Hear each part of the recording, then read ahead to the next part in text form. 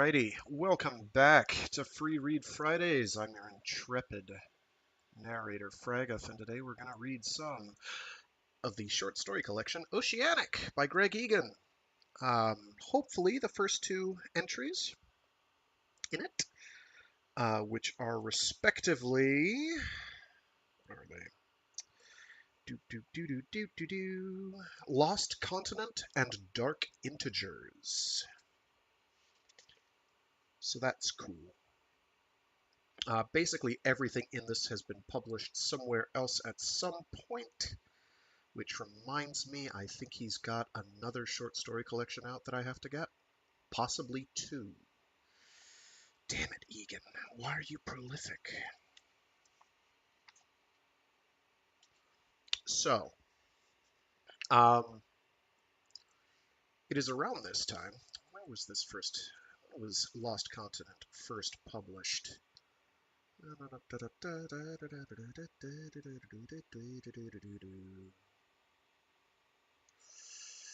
First published in The Starry Rift, edited by Jonathan Strahan, Viking Penguin, 2008. This is latter day. I consider 2008 latter day. Wild. This is very probably, along with Zendegi and one or two other short stories, definitely a response to the Arab Spring that occurred. And he is very much pro-Arab Spring. That is not spoilers. I'm sorry to the guy who wrote a comment on acceptance about me doing spoilers. I'm not actually sure where I said spoilers after I gave spoilers, but suffice it to say, I think it was a situation where it was you could have put two and two together and it came up spoilers, and it was actually something the series has. Quiet, great. Great. Now I have to find my sound settings. Spectacular. Thank you for telling me. God knows I can't hear it.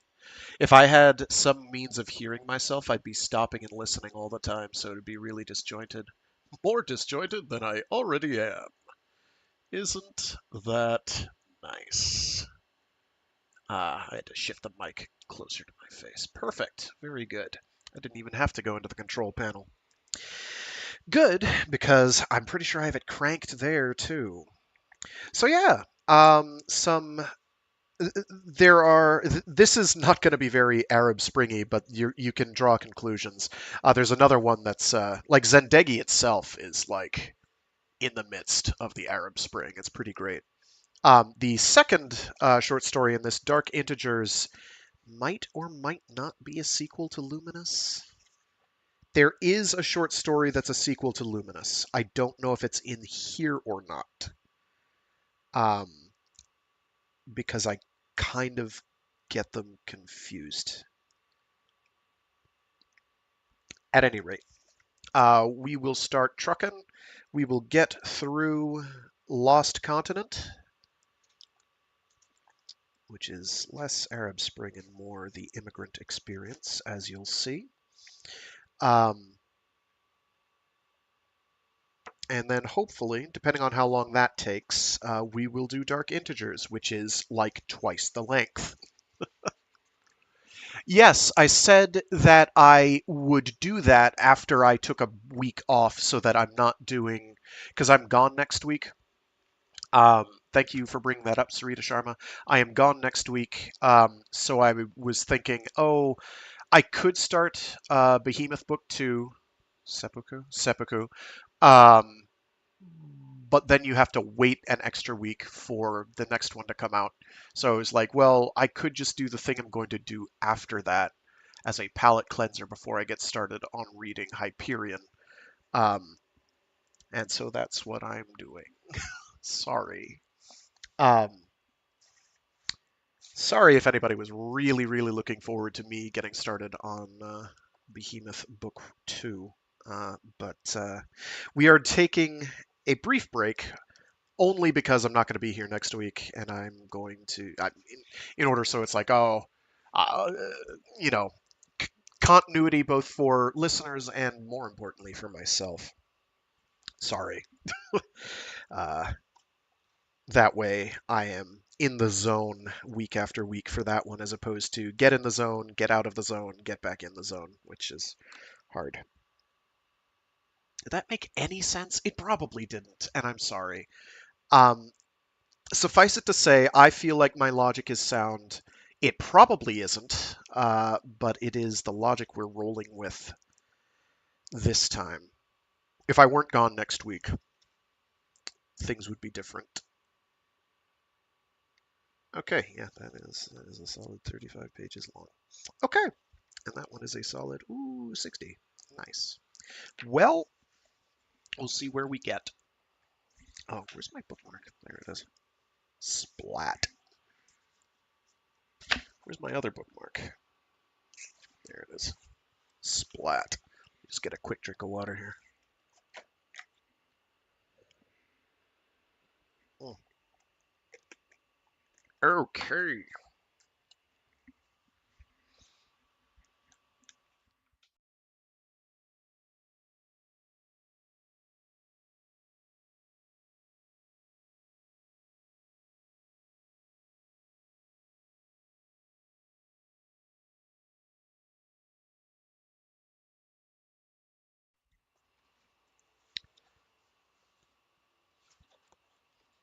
Lost Continent by Greg Egan.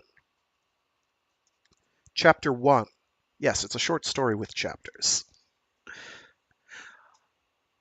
Ali's uncle took hold of his right arm and offered it to the stranger, who gripped it firmly by the wrist.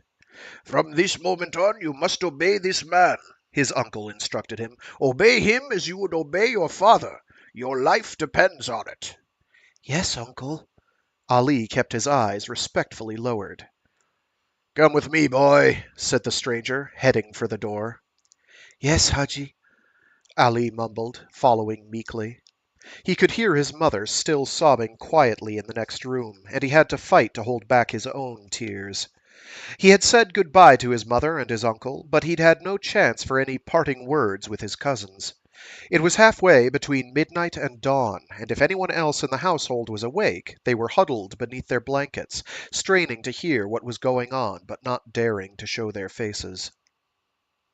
The stranger rode out into the cold night, hand still around Ali's wrist like an iron shackle. He led Ali to the land cruiser that sat in the icy mud outside his uncle's house, its frosted surfaces glinting in the starlight, an apparition from a nightmare. Just the smell of it made Ali rigid with fear. It was the smell that had presaged his father's death, his brother's disappearance. Experience had taught him that such a machine could only bring tragedy, but his uncle had entrusted him to its driver. He forced himself to approach without resisting. The stranger finally released his grip on Ali and opened a door at the rear of the vehicle. "Get in and cover yourself with a blanket. Don't move and don't make a sound whatever happens. Don't ask me any questions. Don't ask me to stop. Do you need to take a piss?" "No, Haji," Ali replied, his face burning with shame. Did the man think he was a child? "All right, get in there."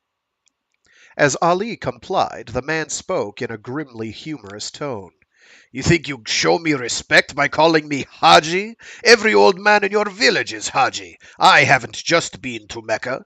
I've been there in the time of the Prophet, peace be upon him." Ali covered his face with the ragged blanket, which was imbued with the concentrated stench of the machine. He pictured the stranger standing in the darkness for a moment, musing arrogantly about his unnatural pilgrimage.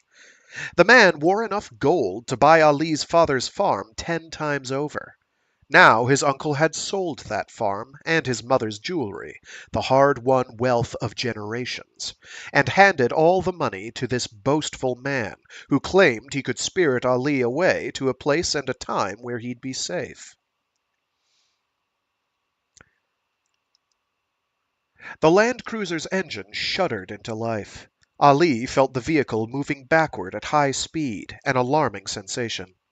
Then it stopped and moved forward, squealing as it changed direction. He could picture the tracks in the mud. It was his first time ever in one of these machines. A few of his friends had taken rides with the scholars, with a capital S, sitting in the back in the kind. What? Oh, I see. It was his first time ever in one of these machines. A few of his friends had taken rides with the scholars, sitting in the back in the kind with the uncovered tray. They'd fired rifles into the air and shouted wildly before tumbling out, covered with dust, alive with excitement for the next 10 days. Those friends had all been Sunni, of course.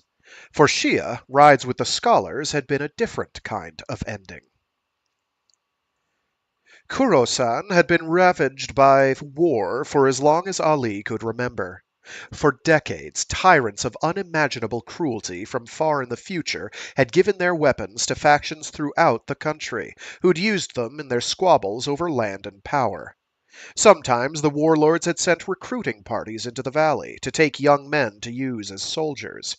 But in the early days, the villagers had banded together to hide their sons, or to bribe the recruiters to move on. Sunni or Shia, it made no difference. Neighbor had worked with neighbor to outsmart the bandits who had called themselves soldiers and kept the village intact. Then, 4 years ago, the scholars had come, and everything had changed. Whether the scholars were from the past or the future was unclear, but they certainly had weapons and vehicles from the future. They had ridden triumphantly across Khorasan in their land cruisers, killing some warlords, bribing others, conquering the bloody patchwork of squalid fiefdoms one by one. Many people had cheered them on because they had promised to bring unity and piety to the land. The warlords and their rabble armies had kidnapped and raped women and boys at will. The scholars had hung the rapists from the gates of the cities. The warlords had set up checkpoints on every road to extort money from travelers. The scholars had opened the roads again for trade and pilgrimage in safety. The scholars' conquest of the land remained incomplete, though, and a savage battle was still being waged in the north. When the scholars had come to Ali's village looking for soldiers themselves, they'd brought a new strategy to the recruitment drive. They would only take Shia for the front line, to face the bullets of the unsubdued warlords.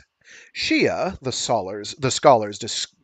scholars declared, were not true Muslims, and this was the only way they could redeem themselves, laying down their lives for their more pious and deserving Sunni countrymen. It sounds like I'm stuttering, and I swear I'm not trying to, but I'm getting hung up on D consonants when there's two of them in a row. I don't want to slur my speech. I apologize for the aside. This deceit, this flattery and cruelty, had cleaved the village in two. Many friends remained loyal across the divide, but the old trust, the old unity, was gone. 2 months before, one of Ali's neighbors had betrayed his older brother's hiding place to the scholars. They had come to the farm in the early hours of the morning, a dozen of them in 2 land cruisers, and dragged Hassan away. Ali had watched helplessly from his own hiding place, forbidden by his father to try to intervene. And what could their rifles have done against the scholars' weapons, which sprayed bullets too fast and numerous to count? The next morning, Ali's father had gone to the scholars' post in the village to try to pay a bribe to get Hassan back. Ali had waited, watched the farm from the hillside above. When a single land cruiser had returned, his heart had swelled up with hope. Even when the scholars had thrown a limp figure from the vehicle, he'd thought it might be Hassan, unconscious from a beating, but still alive, ready to be nursed back to health. It was not Hassan. It was his father. They had slit his throat and left a coin in his mouth. Ali had buried his father and walked half a day to the next village, where his mother had been staying with his uncle. His uncle had arranged the sale of the farm to a wealthy neighbor, then sought out a Mosarfar-e-Waqt to take Ali to safety. I am certainly mispronouncing that. Um, Mosarfar Ewakt. Mosarfar hyphen E hyphen WAQT. I think I might be close, but I'm probably wrong, and for that I apologize. Ali had protested, but it had all been decided, and his wishes had counted for nothing. His mother would live under the protection of her brother, while Ali built a life for himself in the future. Perhaps Hassan would escape from the scholars, God willing, but that was out of their hands. What mattered, his mother insisted, was getting her youngest son out of the scholars' reach. In the back of the Land Cruiser, Ali's mind was in turmoil. He didn't want to flee this way, but he had no doubt that his life would be in danger if he remained. He wanted his brother back and his father avenged. He wanted to see the scholars destroyed, but their only remaining enemies with any real power were murderous criminals who hated his own people as much as the scholars themselves did. There was no righteous army to join, with clean hands and pure hearts. The land cruiser slowed, then came to a halt, the engine still idling.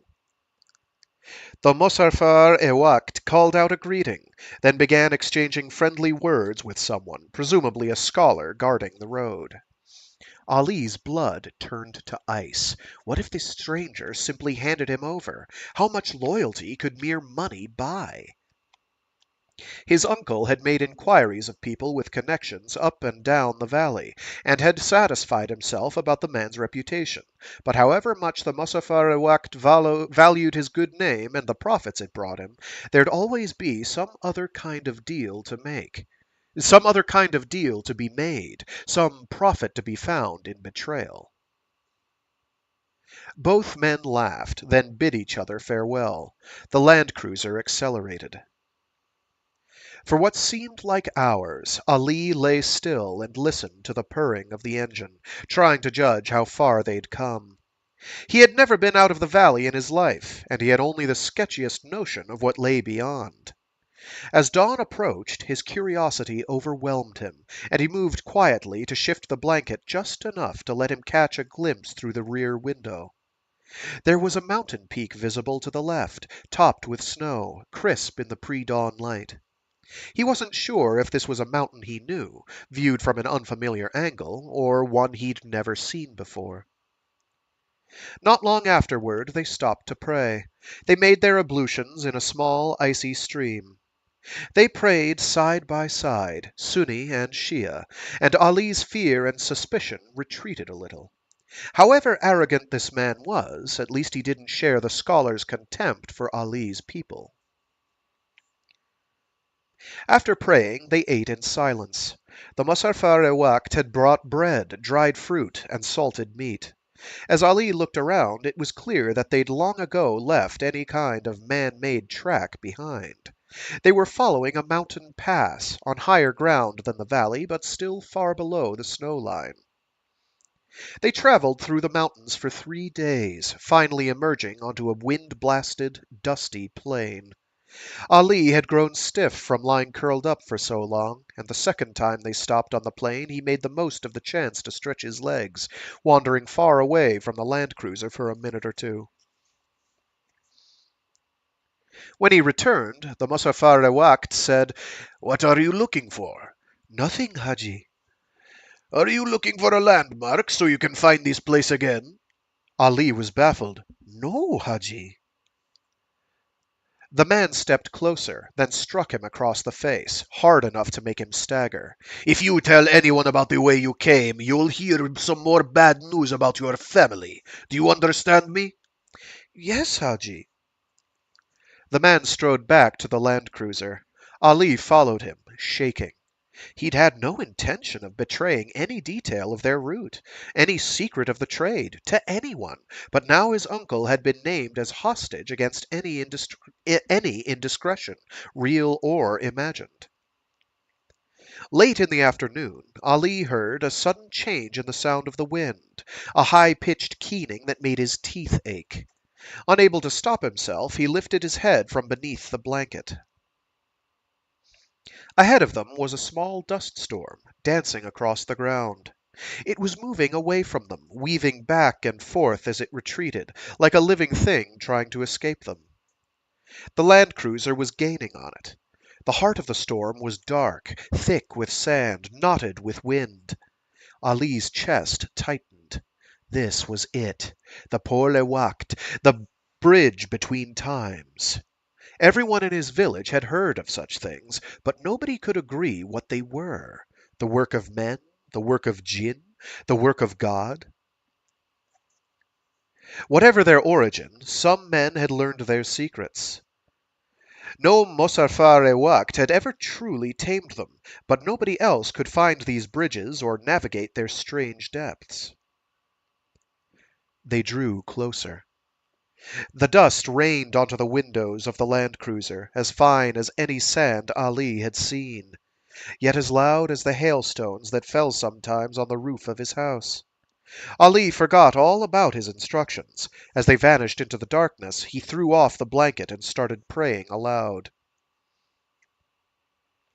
The Mosafar Waqt ignored him, muttering to himself, and consulting the strange luminous maps and writing that changed and flowed in front of him through some magic of machinery.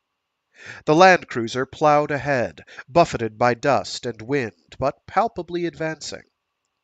Within a few minutes it was clear to Ali that they'd traveled much further than the storm's full width as revealed from the outside.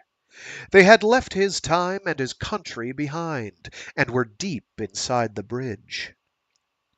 The lights of the land cruiser revealed nothing but a hand's breadth of flying dust ahead of them. Ali peered surreptitiously at the glowing map in the front, but it was a maze of branching and reconnecting paths that made no sense to him. The Mosafar Waqt kept running a fingertip over one path, then cursing and shifting to another, as if he'd discovered some obstacle or danger ahead. Ali's uncle had reassured him that at least they wouldn't run into the scholars in this place, as they had come to Kurosan through another, more distant bridge. The entrance to that one was watched over night and day by a convoy of vehicles that chased it endlessly across the desert, like the bodyguards of some staggering, drunken king. A hint of sunlight appeared in the distance, then grew slowly brighter. After a few minutes, though, the Mosafar Waqt cursed and steered away from it. Ali was dismayed. This man had been unable to tell his uncle where or when Ali would end up, merely promising him safety from the scholars. Some people in the village, the kind with a friend of a friend who'd fled into the future, spoke of a whole vast continent where peace and prosperity reigned from shore to shore. The rulers had no weapons or armies of their own, but were chosen by the people for the wisdom, justice, and mercy they displayed. It sounded like paradise on earth, but Ali would believe in such a place when he saw it with his own eyes. Another false dawn, then another. The body of the land cruiser began to moan and shudder. The Mosafar Waqt cut the engine, but the vehicle kept moving, driven by the wind or the ground itself. Or maybe both, but not in the same direction. Ali felt the wheels slipping over the treacherous river of sand. Suddenly there was a sharp pain deep inside his ears, then a sound like the scream of a giant bird, and the door beside him was gone. He snatched at the back of the seat in front of him, but his hands closed over nothing but the flimsy blanket as the wind dragged him out into the darkness. Ali bellowed until his lungs were empty. But the painful landing he was braced for never came. The blanket had snagged on something in the vehicle, and the force of the wind was holding him above the sand. He tried to pull himself back toward the land cruiser, hand over hand, but then he felt a tear run through the blanket. Once more he steeled himself for a fall, but then the tearing stopped, with a narrow ribbon of cloth still holding him. Ali prayed, "Merciful God, if you take me now, please bring Hassan back safely to his home." For a year or two his uncle could care for his mother, but he was old, and he had too many mouths to feed. With no children of her own, her life would be unbearable. A hand stretched out to him through the blinding dust. Ali reached out and took it, grateful now for the man's iron grip. When the Mosafar Waqt had dragged him back into the land cruiser, Ali crouched at the stranger's feet, his teeth chattering. "Thank you, Haji. I am your servant, Haji." The Mosafar Waqt climbed back into the front without a word. Time passed, but Ali's thoughts were frozen. Some part of him had been prepared to die, but the rest of him was still catching up. Sunlight appeared from nowhere, the full blaze of noon, not some distant promise. "This will suffice," the Mosafar Waqt announced wearily.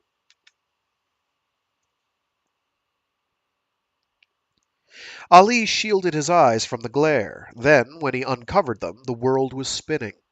Blue sky and sand changing places. The bruising thud he'd been expecting long before finally came, the ground slapping him hard from cheek to ankle. He lay still, trying to judge how badly he was hurt. The patch of sand in front of his face was red. Not from blood. The sand itself was red as ochre.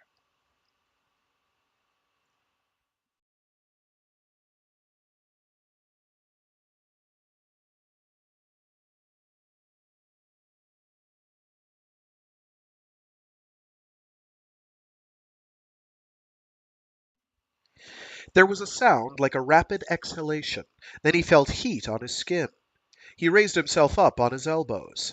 The land cruiser was 10 paces away, upside down, and on fire. Ali staggered to his feet and approached it, searching for the man who'd saved his life. Behind the wrecked vehicle, a storm like the one that the mouth of the bridge had made in his own land was weaving drunkenly back and forth, dancing like some demented hooligan pleased with the havoc it had wreaked. He caught a glimpse of an arm behind the flames. He rushed toward the man, but the heat drove him back. "Please, God," he moaned, "give me courage." As he tried again to breach the flames, the storm lurched forward to greet him. Ali stood his ground, but the land cruiser spun around on its roof, swiping his shoulder and knocking him down. He climbed to his feet and tried to circle around to the missing door, but as he did, the wind rose up, fanning the flames. The wall of heat was impenetrable now, and the storm was playing with the land cruiser like a child with a broken top. Ali backed away, glancing around at the impossible red landscape, wondering if there might be anyone in earshot with the power to undo this calamity. He shouted for help, his eyes still glued to the burning wreck in the hope that a miracle might yet deliver the unconscious driver from the flames. The storm moved forward again, coming straight for the land cruiser. Ali turned and retreated. When he looked over his shoulder, the vehicle was gone, and the darkness was still advancing. He ran, stumbling on the uneven ground. When his legs finally failed him and he collapsed into the sand. Oh, excuse me. When his legs finally failed him and he collapsed onto the sand, the bridge was nowhere in sight. He was alone in a red desert. The air was still now, and very hot. After a while he rose to his feet, searching for a patch of shade where he could rest and wait for the cool of evening. Apart from the red sand, there were pebbles and some larger, cracked rocks, but there was no relief from the flatness, not so much as a boulder he could take shelter beside. In one direction there were some low, parched bushes, their trunks no thicker than his fingers, their branches no higher than his knees. He might as well have tried to hide from the sun beneath his own thin beard. He scanned the horizon, but it offered no welcoming destination.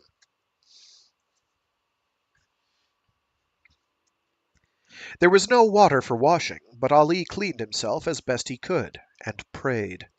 Then he sat cross-legged on the ground, covered his face with his shawl, and lapsed into a sickly sleep. He woke in the evening and started to walk. Some of the constellations were familiar, but they crossed the sky far closer to the horizon than they should have. Others were completely new to him. There was no moon, and though the terrain was flat, he soon found that he lost his footing if he tried to move too quickly in the dark. When the morning came, it brought no perceptible change in his surroundings. Red sand and a few skeletal plants were all that this land seemed to hold. He slept through most of the day again, stirring only to pray. Increasingly, his sleep was broken by a throbbing pain behind his eyes. The night had been chilly, but he'd never experienced such heat before. He was unsure how much longer he could survive without water. He began to wonder if it would have been better if he'd been taken by the wind inside the bridge, or perished in the burning land cruiser. After sunset, he staggered to his feet and continued his hopeful but unguided trek. He had a fever now, and his aching joints begged him for more rest. But if he resigned himself to sleep, he doubted he'd wake again.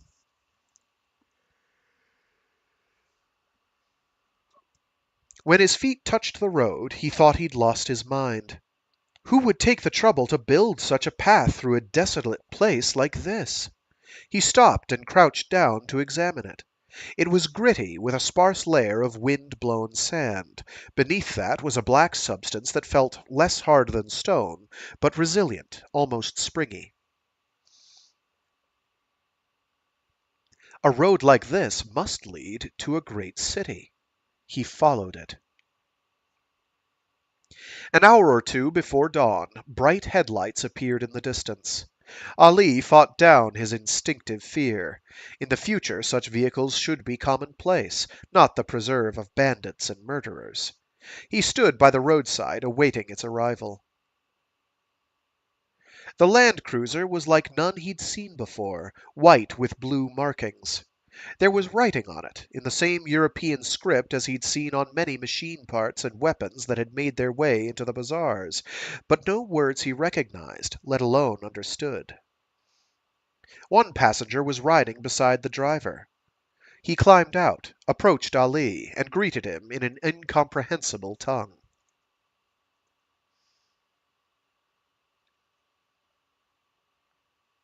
Ali shrugged apologetically. "Salam alaikum," he ventured. "Bebakshid Agda, Musarfar Hastam, Batawar az Shoma Mosfaharat, Kahesh Mikonam." The man addressed Ali briefly in his own tongue again, though it was clear now that he did not expect to be understood any more than Ali did. He called out to his companion, gestured to Ali to stay put, then went back to the land cruiser. His companion handed him two small machines. Ali tensed, but they didn't look like any weapons he'd seen. The man approached Ali again. He held one machine up to the side of his face, then lowered it again and offered it to Ali. Ali took it and repeated the mimed action. A woman's voice spoke in his ear. Ali understood what was happening. He'd seen the scholars use similar machines to talk with each other over great distances. Unfortunately, the language was still incomprehensible. He was about to reply when the woman spoke again in what sounded like a third language. Then a fourth. Then a fifth. Ali waited patiently until finally the woman greeted him in stilted Persian. When Ali replied, she said, "Please wait." After a few minutes, a new voice spoke. "Peace be upon you, and upon you." "Where are you from?" To Ali, this man's accent sounded exotic, but he spoke Persian with confidence. "Khorasan." "At what time?" 4 years after the coming of the scholars." "I see." The Persian speaker switched briefly to a different language. The man on the road, who'd wandered halfway back to his vehicle and was still listening via the second machine, gave a curt reply. Ali was amazed at these people's hospitality. In the middle of the night, in a matter of minutes, they had found someone who could speak his language. "How did you come to be on this road?" "I walked across the desert." "Which way? From where? How far did you come?" "I'm sorry, I don't remember." The translator replied bluntly, "Please try." Ali was confused. What did it matter? One man, at least, could see how weary he was. Why were they asking him these questions before he'd had a chance to rest? "Forgive me, sir. I can't tell you anything. I'm sick from my journey." There was an exchange in the native language, followed by an awkward silence. Finally, the translator said, "This man will take you to a place where you can stay for a while. Tomorrow we'll hear your whole story." "Thank you, sir. You have done a great thing for me. God will reward you." The man on the road walked up to Ali. Ali held out his arms to embrace him in gratitude. The man produced a metal shackle and snapped it around Ali's wrists.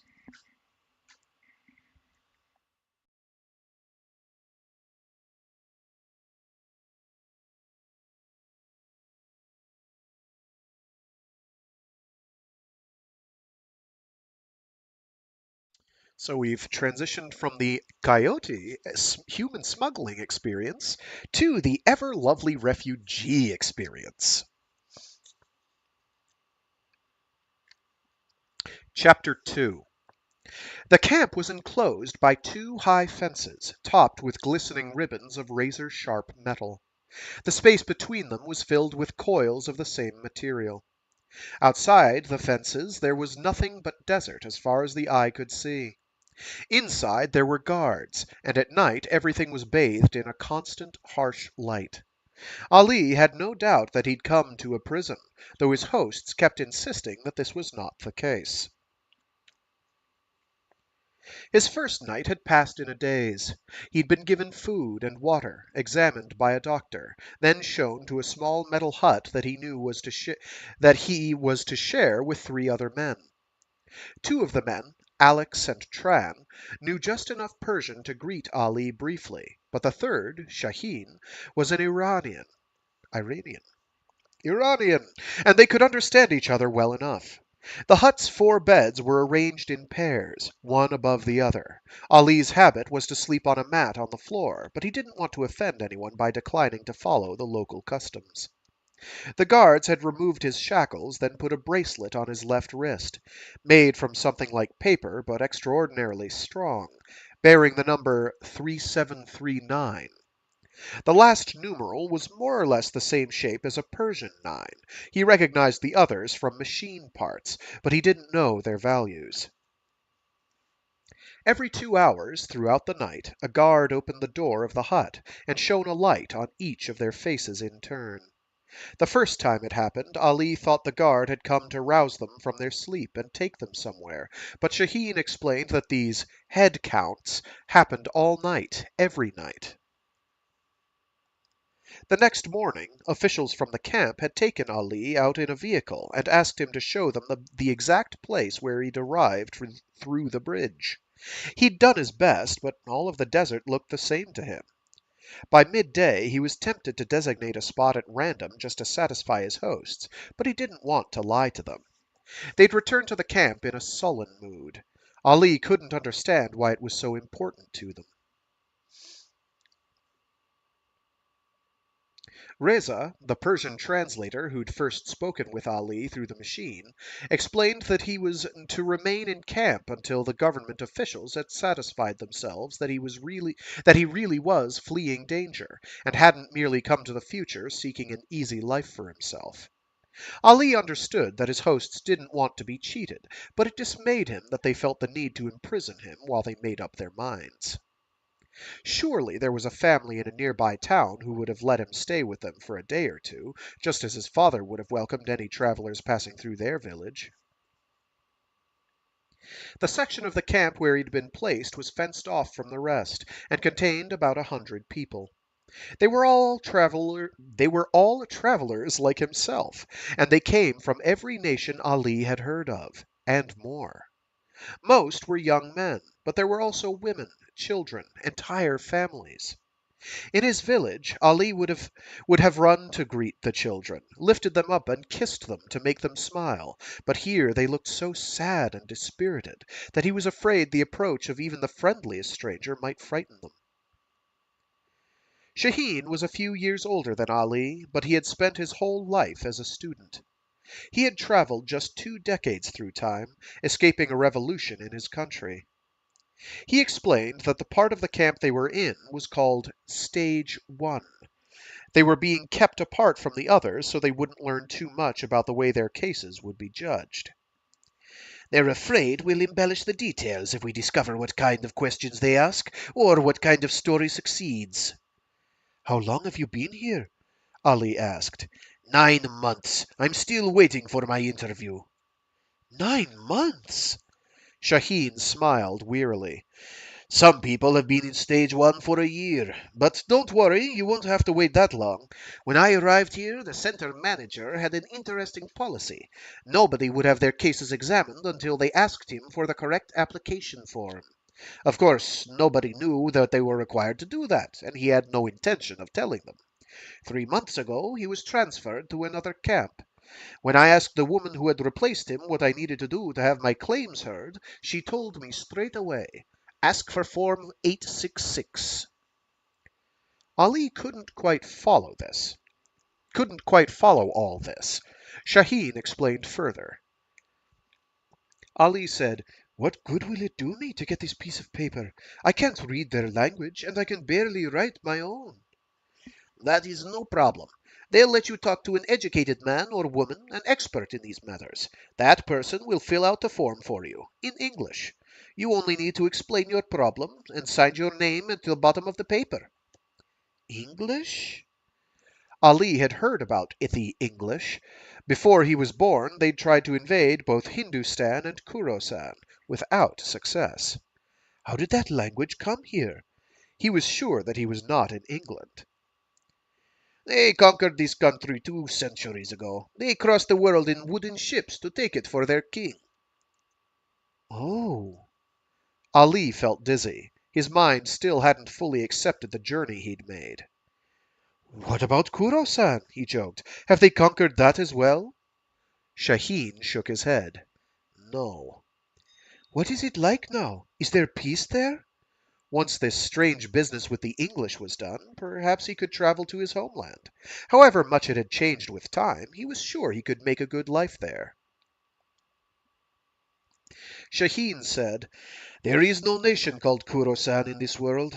Part of that area belongs to Hindustan, part to Iran, part to Russia. Ali stared at him, uncomprehending. How can that be? However much his people fought among themselves, they would never have let invaders take their land. I don't know the full history, Shaheen said, but you need to understand something. This is not your future. The things that happened in the places you know are not a part of the history of this world. There is no polewakt that connects past and future in the same world.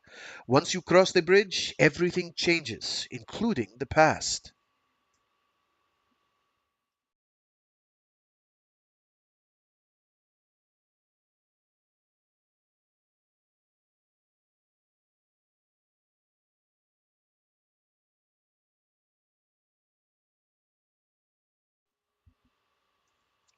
With Shaheen beside him, Ali approached one of the government officials, a man named James, and addressed him in the English he'd learned by heart.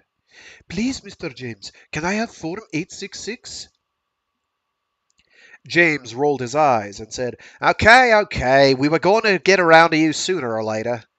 He turned to Shaheen and said, I wish you'd stop scaring the new guys with stories about being stuck in stage 1 forever. You know things have changed since Colonel Kurtz went north.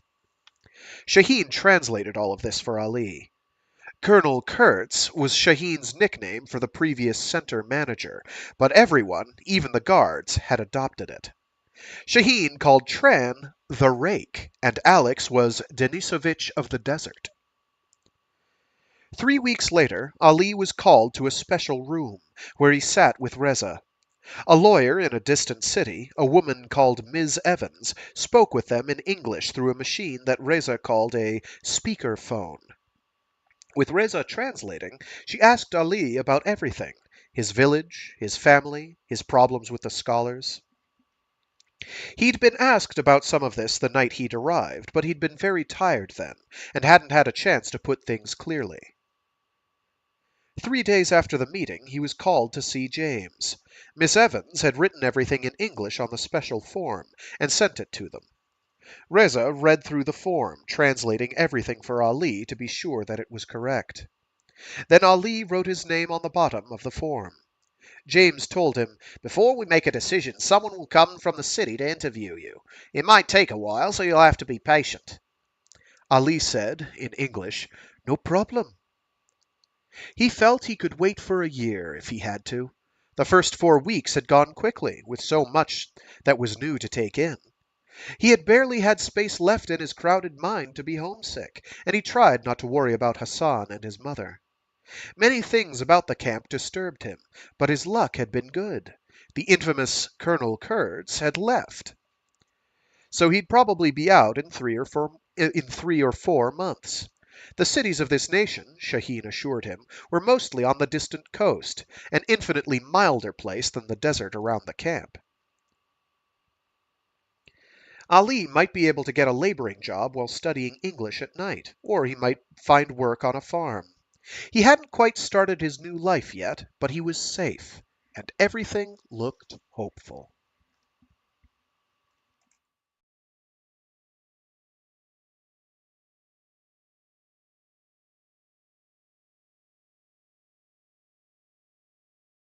By the end of his 3rd month, Ali was growing restless. Most days he played cards with Shaheen, Tran, and a Hindustani man named Rakesh, while Alex lay on his bunk reading books in Russian. Rakesh had a cassette player and a vast collection of tapes.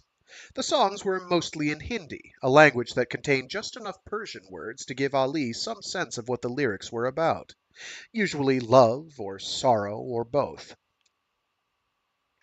The metal huts were kept tolerably excuse me. The metal huts were kept tolerably cool by machines, but there was no shade outside. At night the men played soccer, and Ali sometimes joined in, but after falling badly on the concrete twice, he decided it wasn't the game for him.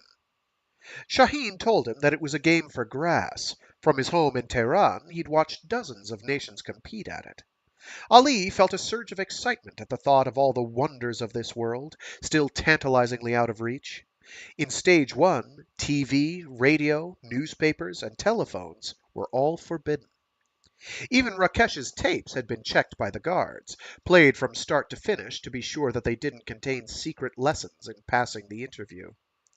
Ali couldn't wait to reach Stage 2, to catch his first glimpse of what life might be like in a world where anyone could watch history unfolding and speak at their leisure with anyone else.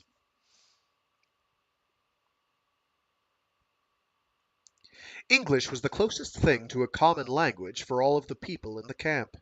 Shaheen did his best to get Ali started, and once he could converse in broken English, some of the friendlier guards let him practice with them, often to their great amusement. "Not every car is called a Land Cruiser," Gary explained. "I think you must have come from Toyota Stan." Shaheen was called to his interview. Ali prayed for him, then sat on the floor of the hut with Tran and tried to lose himself in the mercurial world of the cards. What he liked most about these friendly games was that good and bad luck rarely lasted long, and even when they did, it barely mattered. Every curse and every blessing was light as a feather. Shaheen returned 4 hours later, looking exhausted but satisfied. "I've told them my whole story," he said. "It's in their hands now." The official who'd interviewed him had given him no hint as to what the decision would be, but Shaheen seemed relieved just to have had a chance to tell someone who mattered everything he'd suffered, everything that had forced him from his home. That night Shaheen was told that he was moving to Stage 2 in half an hour. He embraced Ali. "See you in freedom, brother." "God willing." After Shaheen was gone, Ali lay on his bunk for 4 days, refusing to eat, getting up only to wash and pray. His friend's departure was just the trigger. The raw grief of his last days in the valley came flooding back, deepened by the unimaginable gulf that now separated him from his family. Had Hassan escaped from the scholars? Or was he fighting out on the front line of their endless war, risking death every hour of every day? With only the Mosafar e Waqt Ali knew now dead, with the only Mosafar e Waqt Ali knew now dead, would how would he ever get news from his family, or send them his assistance? Whispered gruff consolations in his melodic English. Don't worry, kid. Everything okay. Wait and see.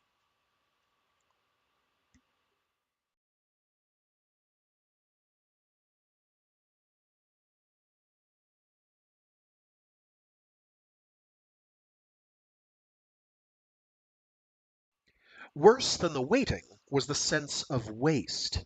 All the hours trickling away, with no way to harness them for anything useful. Ali tried to improve his English, but there were some concepts he could get no purchase on without someone who understood his own language to help him. Reza rarely left the government offices for the compound, and when he did, he was too busy for Ali's questions. Ali tried to make a garden, planting an assortment of seeds that he'd saved from the fruit that came with some of the meals. Most of stage one was covered in concrete, but he found a small patch of bare ground behind his hut that was sheltered from the fiercest sunlight. He carried water from the drinking tap on the other side of the soccer ground and sprinkled it over the soil 4 times a day. Nothing happened, though. The seeds lay dormant. The land would not accept them. 3 weeks after Shaheen's departure, Alex had his interview and left. A week later, Tran followed. Ali started sleeping through the heat of the day, waking just in time to join the queue for the evening meal, then playing cards with Rakesh and his friends until dawn. By the end of his 6th month, Ali felt a taint of bitterness creeping in beneath the numbness and boredom. He wasn't a thief or a murderer. He'd committed no crime. Why couldn't these people set him free to work, to fend for himself, instead of taking their charity, to prepare himself for his new life? One night, tired of the endless card game, Ali wandered out from Rakesh's hut earlier than usual. One of the guards, a woman named Cheryl, was standing outside her office, smoking. Ali murmured a greeting to her as he passed. She was not one of the friendly ones, but he tried to be polite to everyone. Why don't you just go home? She said. Ali paused, unsure whether to dignify this with a response. He'd long ago learned that most of the guards' faces became stony if he tried to explain why he'd left his village. Somewhere, somehow, it had been drummed into them that nothing their prisoners said could be believed. Nobody invited you here, she said bluntly. You want to live in a civilized country? Go home and build one for yourself. You've got a war back there? My ancestors fought wars. They died for their freedom. What do you expect? 500 years of progress to be handed to you on a plate? Nobody owes you a comfortable life. Go home and earn it. Ali wanted to tell her that his life would have been fine if the meddlers from the future hadn't chosen Kurosan as their fulcrum for moving history, but his English wasn't up to the task. He said, I'm here. From me, big tragedy for your nation? I'm honest man and hard worker. I not betray your hospitality. Cheryl snickered. Ali wasn't sure if she was sneering at his English or his sentiments, but he persisted. Your leaders did agreement with other nations. Anyone asking protection gets fair hearing. Shaheen had impressed that point on Ali. It was the law, and in this society the law was everything. That is my right. Cheryl coughed on her cigarette. Dream on, Ahmad. Sorry. Dream on, Ahmed. My name is Ali. Whatever. She reached out and caught him by the wrist, then held up his hand to examine his ID bracelet. Dream on, 3739.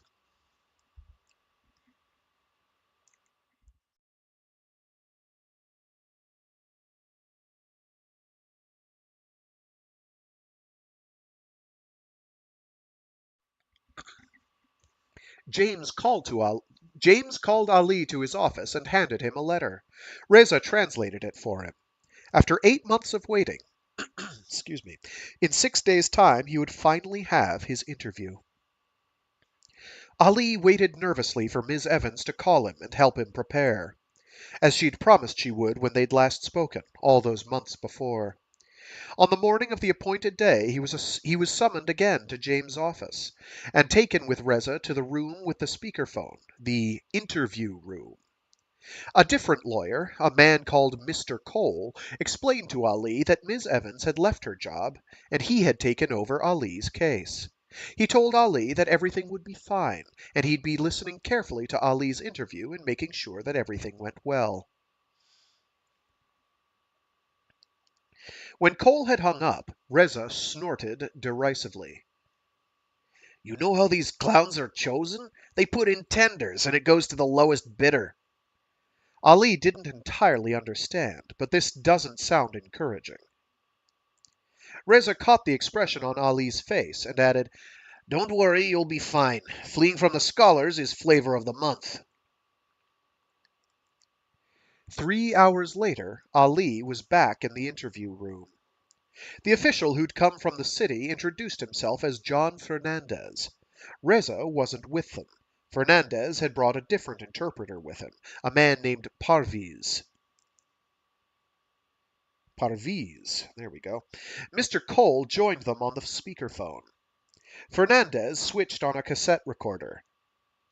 Fernandez switched on a cassette recorder and asked Ali to swear on the Quran to give truthful answers to all his questions.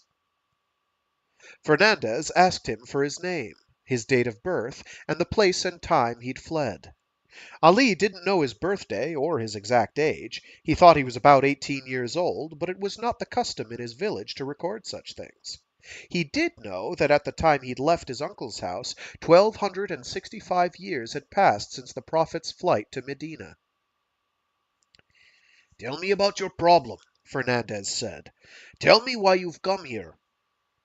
Shaheen had told Ali that the history of this world was different from his own, so Ali explained carefully of Khorasan's long war, about the meddlers and the warlords they'd created, about the coming of the scholars, how the Shia were taken by force to fight in the most dangerous positions, how Hassan was taken, how his father had been killed. Fernandez listened patiently, sometimes writing on the sheets of paper in front of him as Ali spoke, interrupting him only to encourage him to fill in the gaps in the story, to make everything clear.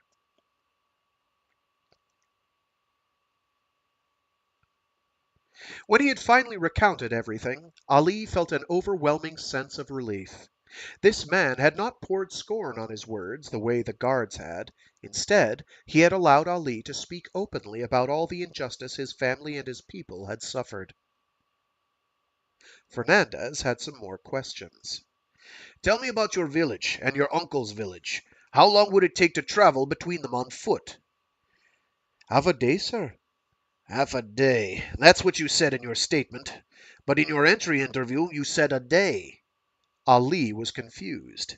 Parviz explained that his statement was the written record of his conversation with Miss Evans, which she had sent to the government. His entry interview was when he'd first arrived in the camp and had been questioned for 10 or 15 minutes. "I only meant that it was a short trip, sir. You didn't have to stay you didn't have to stay somewhere halfway overnight. You could complete it in one day." "Hmm. Okay. Now, when the smuggler took you from your uncle's village, which direction was he driving?" "Along the valley, sir." North, south, east, west? "I'm not sure." Ali knew these words, but they were not part of the language of everyday life. He knew the direction for prayer, and he knew the direction to follow to each neighboring village. You know that the sun rises in the east, don't you? "Yes." So if you faced in the direction in which you were being driven, would the sun have risen on your left, on your right, behind you? Where? "It was night time." Yes, but you must have faced the same direction in the valley in the morning 1,000 times. So where would the sun have risen? Ali closed his eyes and pictured it. On my right. Fernandez sighed. Okay, finally. So you were driving north. So now tell me about the land. The smuggler drove you along the valley. And then what? What kind of landscape did you see between your valley and the bridge? Ali froze. What would the government do with this information? Send someone back through their own bridge to find and destroy the one he'd used?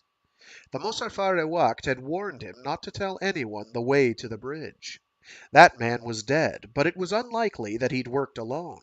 Everyone had a brother, a son, a cousin to help them. If the family of the Mosafar could trace such a misfortune to Ali, the dead man's threat against his uncle would be carried through.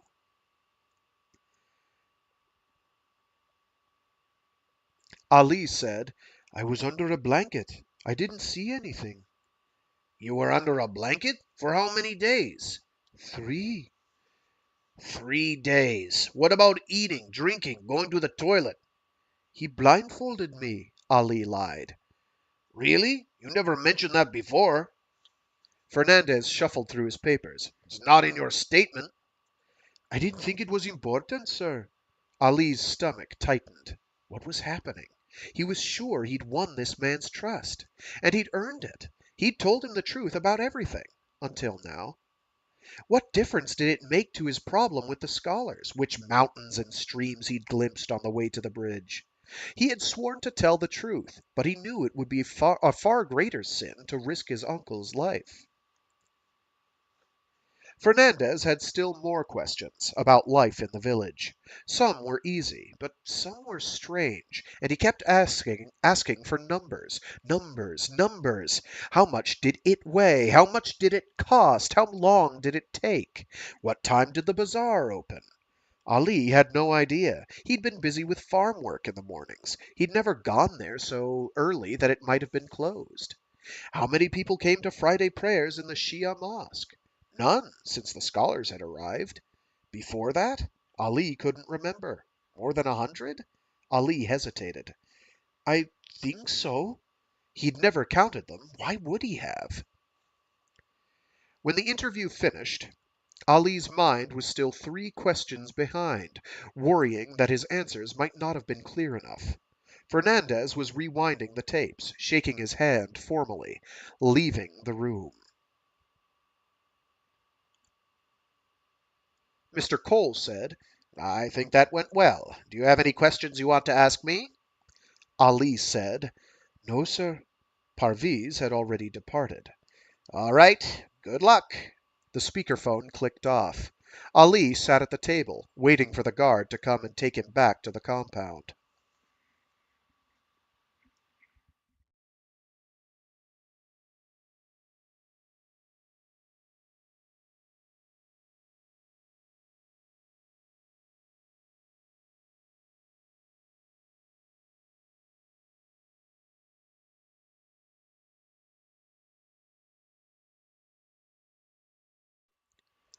Chapter 3.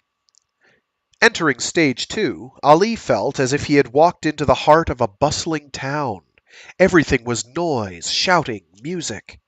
He'd sometimes heard snatches of this cacophony wafting across the fenced-off, sterile area that separated the parts of the camp, but now he was in the thick of it. The rows of huts and the crowds moving between them seemed to stretch on forever. There must have been 1,000 people here, all of them unwilling travelers fleeing the cruelties of their own histories. He'd moved his small bag of belongings into the hut allocated to him, but none of his new roommates were there to greet him. He wandered through the compound, dizzy from the onslaught of new sights and sounds. He felt as if he'd just had a heavy cloth unwound from around his head, and his unveiled senses were still struggling to adjust.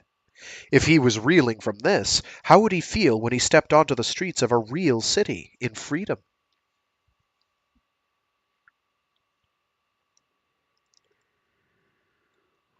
The evening meal was over, the sun had set, and the heat outside had become tolerable. Almost everyone seemed to be out walking or congregating around the entrances of their friends' huts, taped music blaring through the open doorways. At the end of one row of huts, Ali came to a larger building where 30 or 40 people were seated. He entered the room and saw a small box with a window on it, through which he could see an oddly colored, distorted, constantly changing view. A woman was dancing and singing in Hindi. TV! Ali marveled.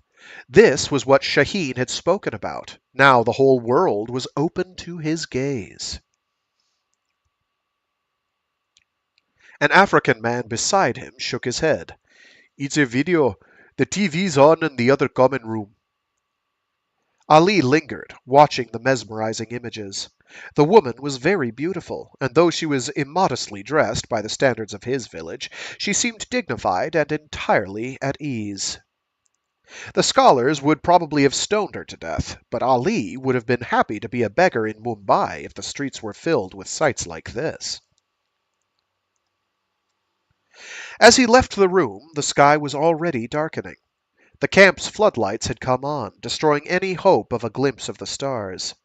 He asked someone, "Where is the TV, please?" and followed their directions. As he walked into the second room, he noticed something different in the mood at once. The people here were tense, straining with attention. When Ali turned to the TV, it showed an eerily familiar sight. An expanse of desert, not unlike that outside the camp. Helicopters, 4 or 5, flew over the landscape. In the distance, a tight funnel of swirling dust dancing across the ground. Ali stood riveted. The landscape on the screen was brightly lit, which meant that what he was watching had already happened. Earlier in the day, someone had located the mouth of the bridge. He peered at the small images of the helicopters. He'd only ever seen a broken one on the ground, the toy of one warlord brought down by a rival, but he recognized the guns protruding from the sides. Whoever had found the bridge, it was now in the hands of soldiers.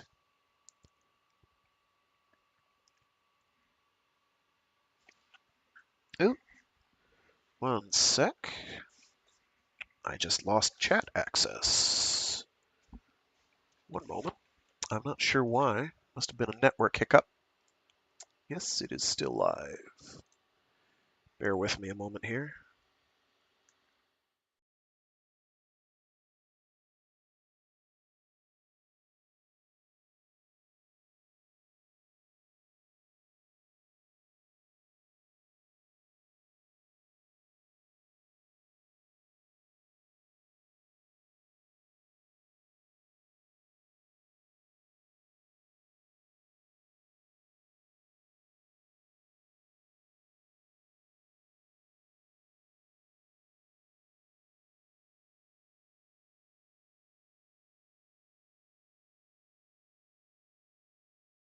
There we go. Sorry about that. We are back. This is the disadvantage with chat aggregating programs, is they require a connection to be utterly uninterrupted, or else they have problems. Where were we? Ah, yes. Whoever had found the bridge, it was now in the hands of soldiers.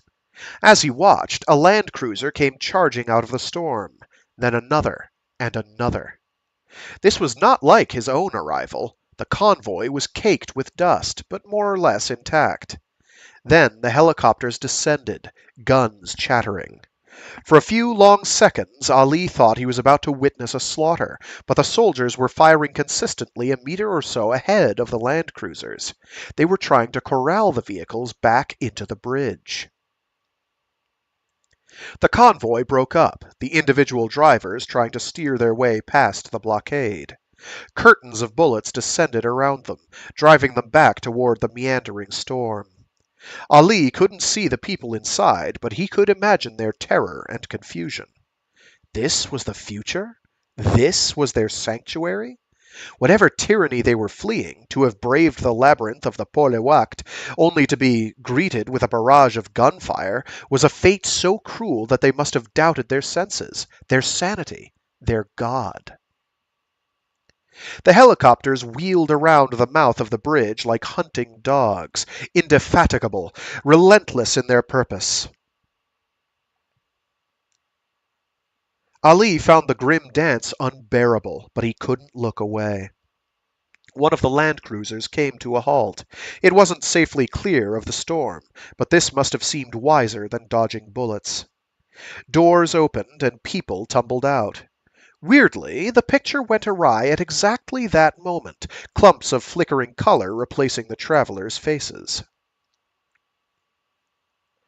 Soldiers approached, guns at the ready, gesturing and threatening, forcing the people back into the car.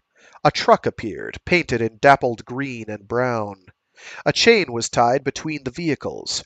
Someone emerged from the Land Cruiser. The face was obscured again, but Ali could see it was a woman. Her words could not be heard, but Ali could see her speaking with her hands, begging, chastising, pleading for mercy. The soldiers forced her back inside. The truck started its engines. Sand sprayed from its wheels. Two soldiers climbed into the back, their weapons trained on the land cruiser. Then they towed their cargo back into the storm. Ali watched numbly as the other two land cruisers were rounded up. The second stalled, and the soldiers descended on it. The driver of the third gave up and steered his own course into the mouth of the bridge. The soldiers' truck emerged from the storm, alone. The helicopters spiraled away, circling the funnel at a more prudent distance. Ali looked at the faces of the other people in the room. Everyone was pale. Some were weeping. The picture changed.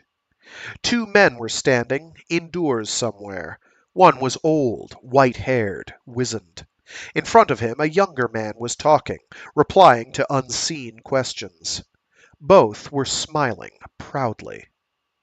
Ali could only make sense of a few of their words, but gradually he pieced some things together. These men were from the government, and they were explaining the events of the day. They had sent the soldiers to protect the bridge, to ensure that no more criminals and barbarians emerged to threaten the peaceful life of the nation. They had been patient with these intruders for far too long. From this day on, nobody would pass. Behind the men there was a huge banner. It bore a picture of the face of the younger man, and the words, "Keeping the past in the past." What about the law? Someone was asking. An agreement had been signed. Any traveler who reached this country and asked for protection had a right to a fair hearing. A bill has been drafted, and it will be introduced in the House tomorrow. Once passed, it will take force from 9 o'clock this morning. The land is within 20 kilometers of the bridge will, for the purposes of the Act, be no longer part of this nation. People entering the exclusion zone will have no basis in law to claim our protection.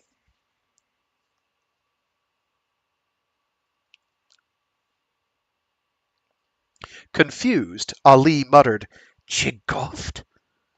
A young man sitting nearby turned to face him. "Salam, Chitori? Fahim hastam." Fahim's accent was unmistakably Khorasani. Ali smiled. "Ali hastam, Shoma Chitori?" Fahim explained what the man on the TV had said. Anyone emerging from the mouth of the bridge now might as well be on the other side of the world. The government here would accept no obligation to assist them. "If it's not their land anymore," he mused, "maybe they'll give it to us. We can found a country of our own, a tribe of nomads in a caravan following the bridge across the desert." Ali said nervously, "My interview was today. They said something about 9 o'clock. Fahim shook his head dismissively. "You made your claim months ago, right? So you're still covered by the old law." Ali tried to believe him. "You're still waiting for your decision?" "Hardly. I got refused 3 years ago." "3 years? They didn't send you back?" "I'm fighting it in the courts. I can't go back. I'd be dead in a week."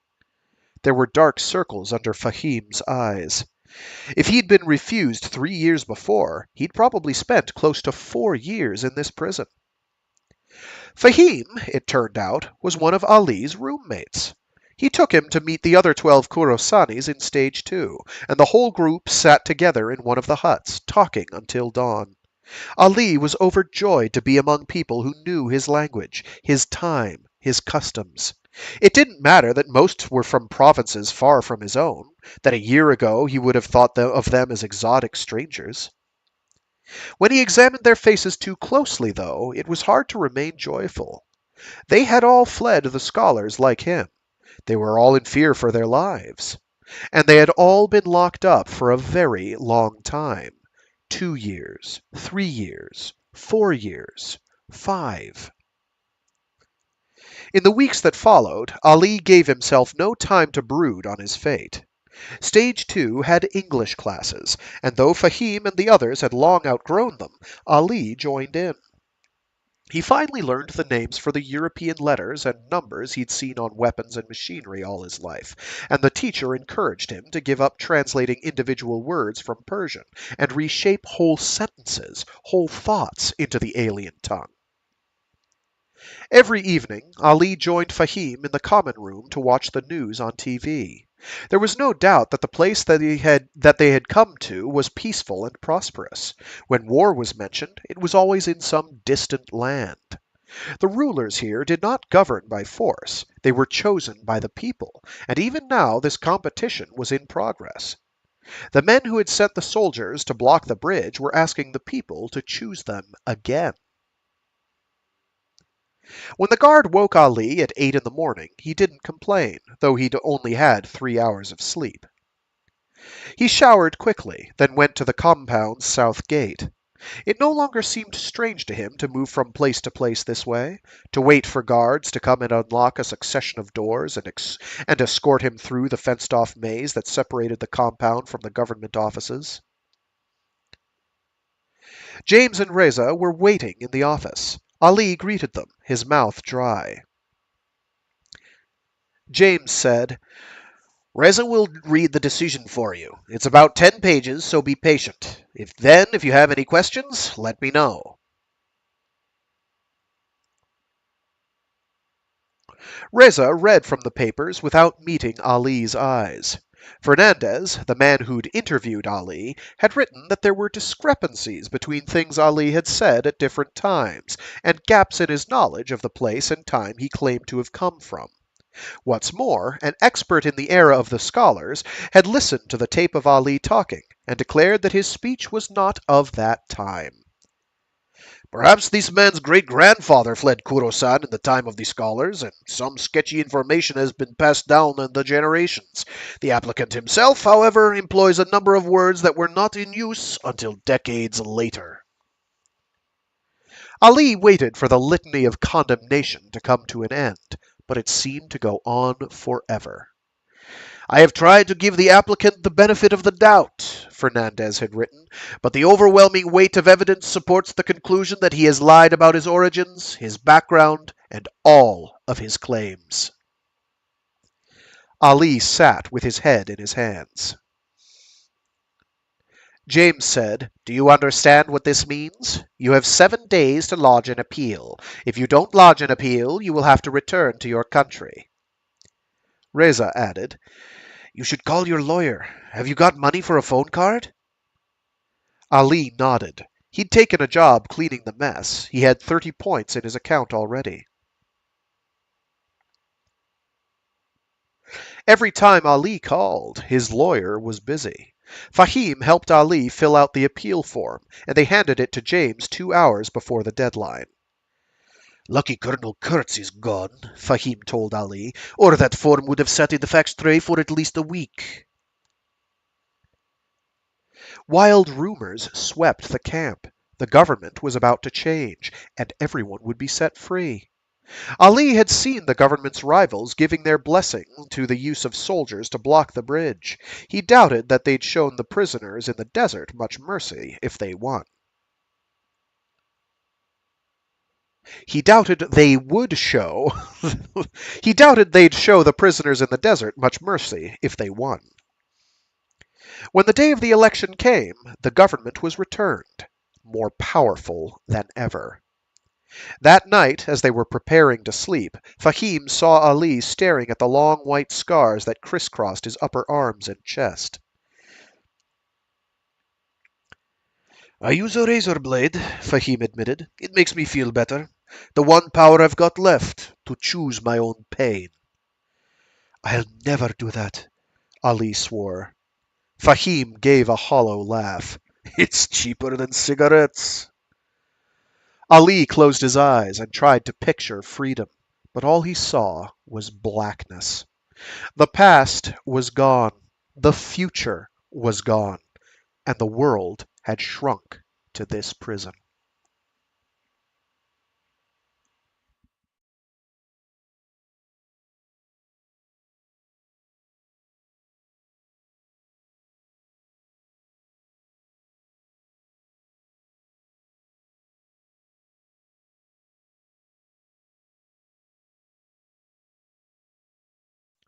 Chapter 4.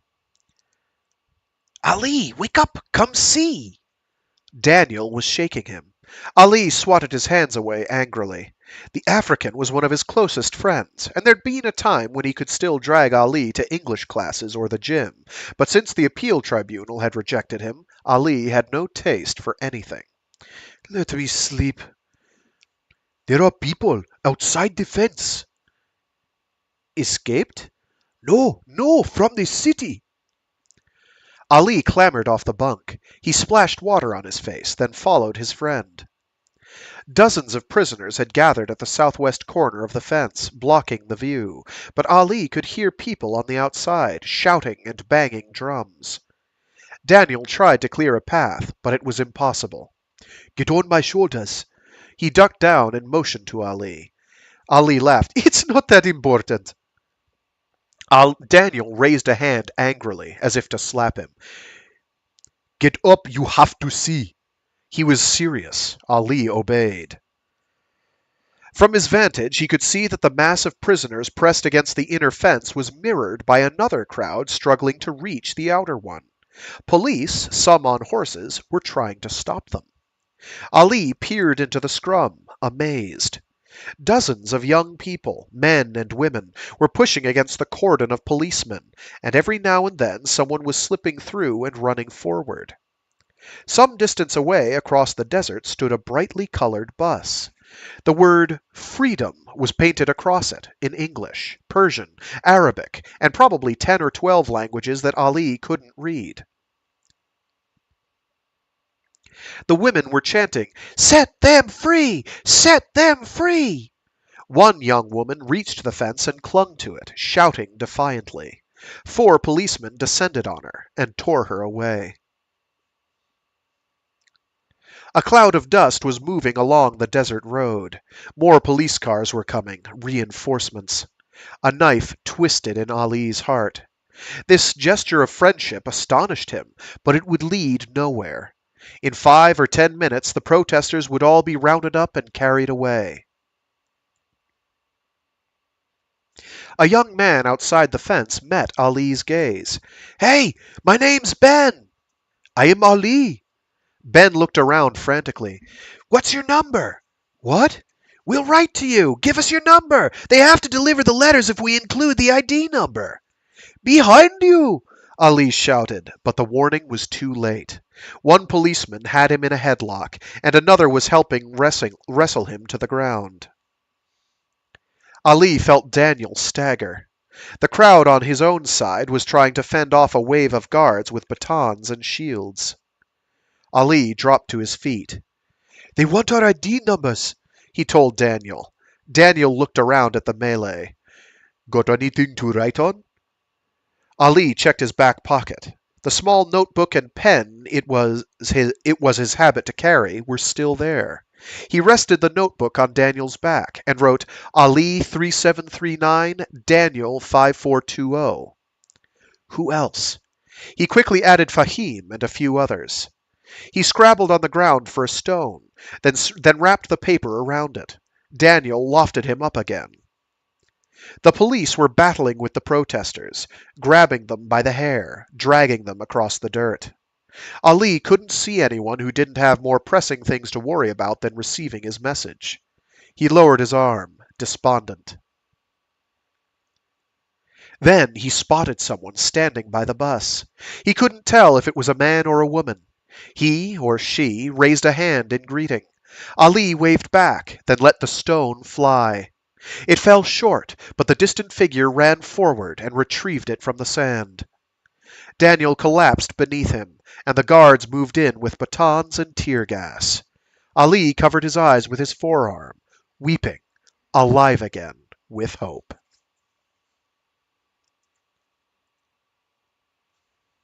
And that was Lost Continent by Greg Egan.